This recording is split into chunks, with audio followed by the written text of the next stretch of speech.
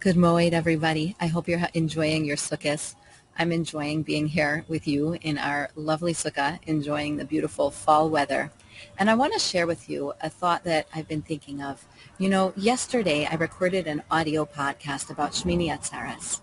And I shared with you the beautiful Rashi on the word describing Shmini Atzeres in the Torah. It's actually an Atzeres is how the Torah calls this holiday.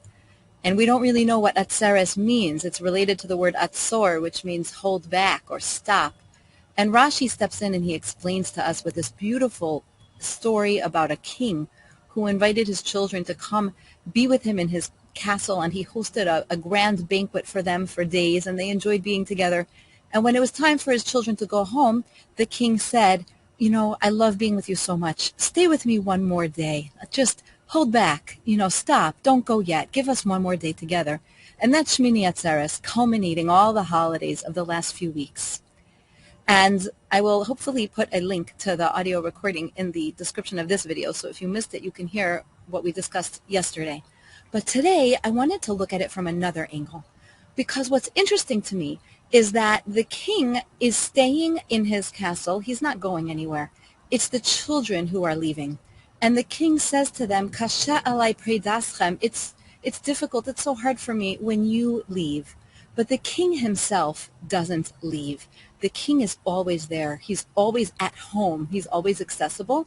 It's the children who have their own lives to lead, their independent things to do. They're the ones who are going to go at the end of the banquet.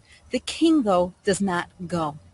And especially when you think about this from the realm of parents and children, and how parents really are like Hashem's messengers in this world. We are the human version of Kviyachol. You can't really say this, but as Hashem gives life, parents give life. We are his shlichim. We do his job here.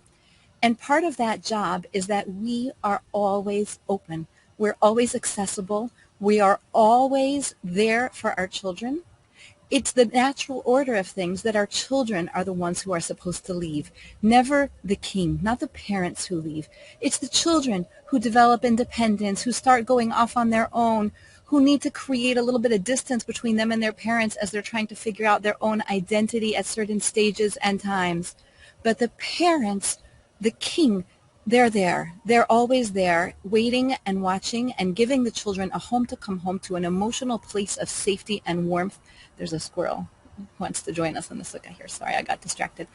But the king stays there. The parents are there. It's the children who go. And it is kasha alai predaschem. It is hard to be a parent when your children are separating and going. And even when it's in the best of ways, and even when it's totally natural, that's, as a side point, that's what Rav Hirsch says, Hashem's klala to Chava is that you're going to be'etzev tel dibanim. He says it's related to azov, aziva, leaving. It's the separation from the children that are going to cause so much pain to a mother. But then there are times that a child puts a distance between themselves and their parents. And it's not just the natural, healthy, warm, loving, I have to grow up and find my own way and do my own thing. But it actually even sometimes is it done in a way to cause hurt. It can be a toddler. It can be a teenager who decides, I'm going to withdraw. I'm not going to hang out with my parents anymore. I'm going to spend time in my room, or I'm not going to talk to them at the dinner table, or whatever the type of withdrawing and moving away from the parents is. It can be kasha. It does hurt. But what's so important is that we be the adults in the room. And we don't do this natural tit for tat that we're feeling, like, oh, you don't want to be nice to me, so then I just won't be nice to you. We don't do that. That's not the role of a parent.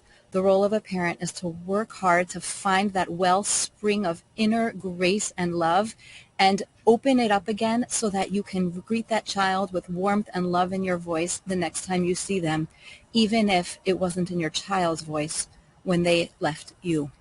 And that is the role of parent. It's the role of Hashem. It's what he's doing to us here on this holiday. It's not that Hashem is saying, Tishray's over, I'm going to go back to my castle in the clouds and you guys keep doing what you're doing. It's the opposite. It's this mashal of a king whose children are leaving to go back to their regular lives. But the king is always there for them whenever they want to come back. And that's what we offer our children.